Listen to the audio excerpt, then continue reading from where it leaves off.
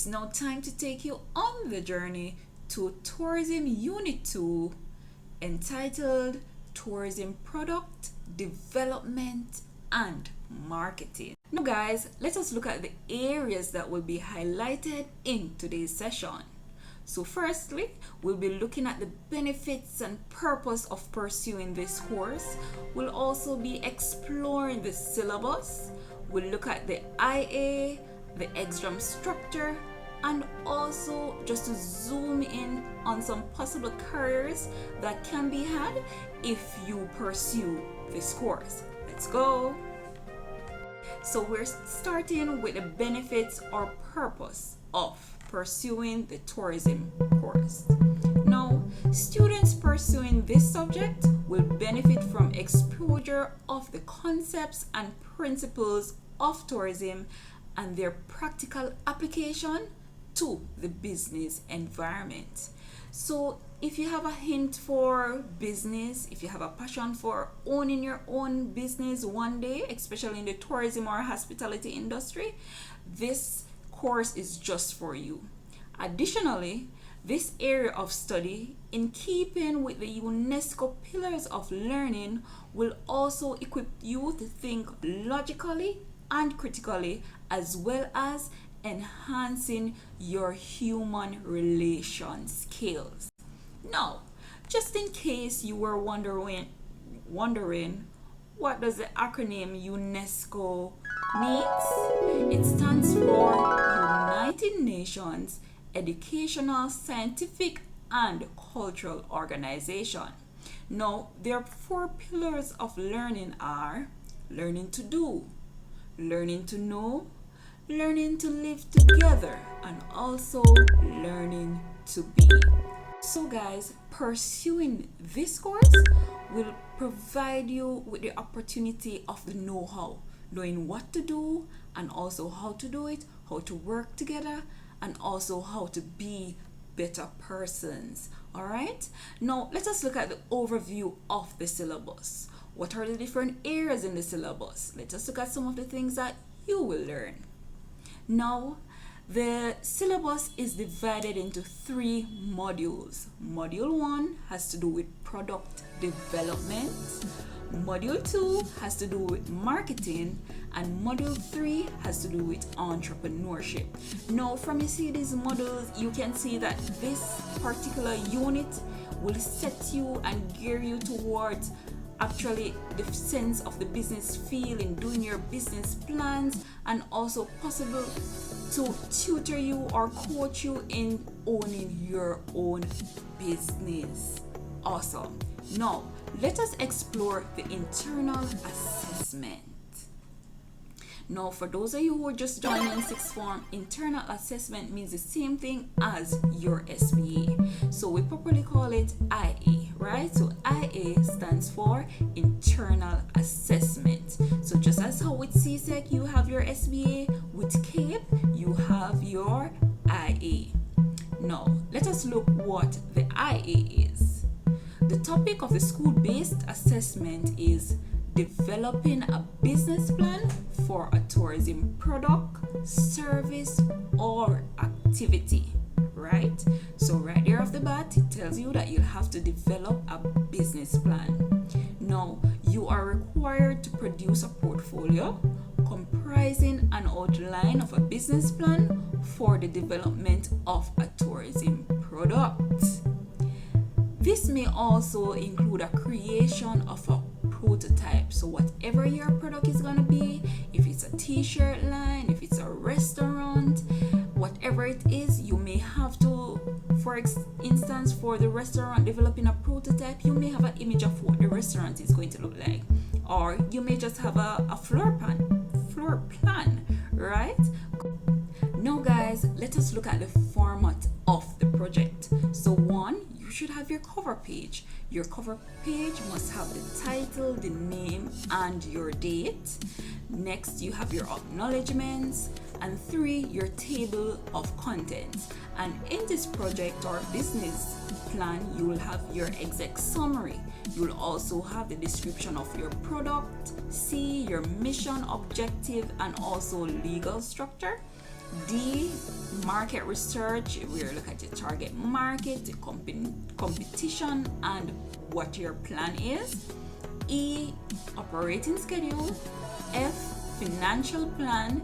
G, bibliography, or you may say reference. H, supporting materials including the prototype and also your appendices. Now in your appendices you will have all your data collection instruments and other relevant data capture instruments that you have used. Now let us look at the criteria.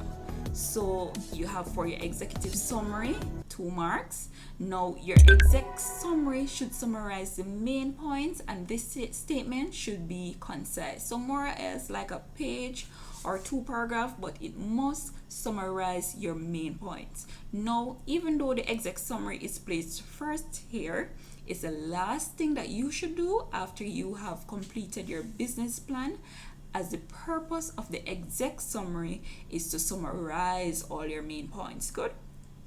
Next, you have description of the product. Under this section, you'll have identify the product. So if it's a t-shirt line, you write it's a t-shirt line, right? And then you're going to have description of 3 key components specific to the product. What makes your product special? What is so special about your t-shirt line? What are 3 things that are unique to your product? All right. Next, you have your mission, objective, and legal structure. Now, you are supposed to create a mission statement. What is the purpose of your business? Where are you heading? What are you providing? Good. That's 2 marks. You must state 2 objectives of the product. What's the purpose of this product itself? Right? State how the company is set up, like special licenses or laws. Good. Special certificates that you may need to have. Now, you should also have a section that has your market research, target market, competition, and plan. And under this section, you'll have a brief description of research, including the research technique. Is it a mixed method? Is it a quantitative method, or is it a qualitative technique? Right. Next, you have number of visitors to destination. This destination here refers to where the business will be located, or even the country on a whole where your business will be, right? Types of similar product that exist at destination. So you're going to look at your competitors, right? Identify the target market. Who is this product for? Who is this service for? Assess the target market. How old are these persons? What are their spending habits? How often do they visit these areas? Next, you're going to identify the competitors, as simple as just listing the competitors in the area, and you're going to assess them. So you look at their strengths, their weaknesses, and then guess what? You look at your opportunities of how you can maneuver based on their weaknesses and your strengths. All right, next you're going to look at, you should have your operating schedule. Now, with everything there are risks, right? So you're supposed to identify 2 risks associated with the product. And then now you should outline 1 strategy for reducing each risk. Very important. Then you're going to develop a timeline for implementing the product. As simple as from your idea conception, what date did you have the idea, what data did the market research, up to the very time that you're about to do your launch, and open your business. Next, we have financial plan. So you determine the cost of the product. You describe your pricing strategy. Then you identify 2 possible sources of finance. Is it a credit union? Is it a commercial bank? Is it personal savings? And after you have identified those sources of finance, you should also justify the source. So why have you chosen this source? Next, you have your supporting materials, right? So you should have a brochure, and your brochure should include information about your product. module or prototype of the product, as we mentioned earlier, and also just some information to validate the product. How do we know that this product actually exists, right? Awesome. Now, the overall presentation. So, organization of ideas, 1 mark. Spelling and vocabulary, 1 mark. And also your bibliography or your reference is also another mark. Now, this business plan is, the total is 40 marks. Good? So, it is marked out of 40. So, you'll try and do your best to get as much points or grades as is possible. Now, let us look at the exam structure. So, external assessment by written papers is 60% of the total assessment. So that simply means what? That simply means that your IA or your SBA is 40% and the exam is 60. All right, now let us look at the composition of the paper. So now we're looking at paper 1. Paper 1 is an hour and 30 minutes, right? And it's 30% of the total assessment. So you'll have 2 papers, paper 1 and paper 2. Paper 1, 30%, and also paper 2, 30%. And then you'll combine them together to get your 60%. Now, paper 1, which is a multiple choice paper, consists of 45 multiple choice items. Now, there will be 15 items based off each module, and also all items are compulsory. So that means you have to complete all 45 questions. So the first 15 questions may come from module 1. The next 15 comes from module 2, and the last 15 will come from module 3, right? And 3 times 15 gives us what? 45. Awesome, good job. Now let us look at paper 2, and as we said before, paper 2 also is 30%. Good. So this paper will consist of 2 sections. Section A consists of 3 compulsory short answer questions. So they are structured questions with subpart, 1 on each module. So in section A, you have 3 questions. Now question 1 more than likely will come from module 1 as well. Question 2 comes from module 2, and question 3 comes from module 3, right?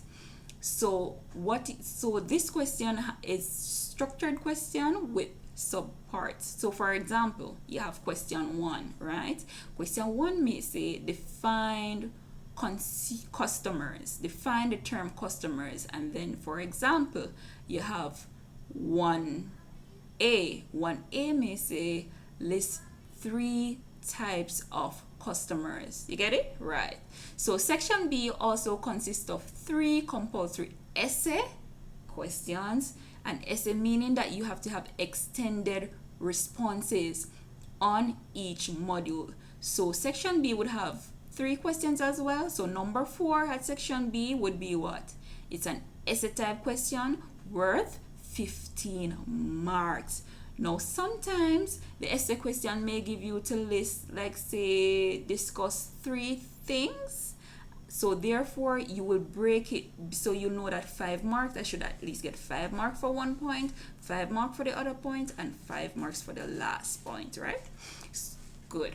Now guys, just take a look at some of the career options that pursuing this course may steer you towards.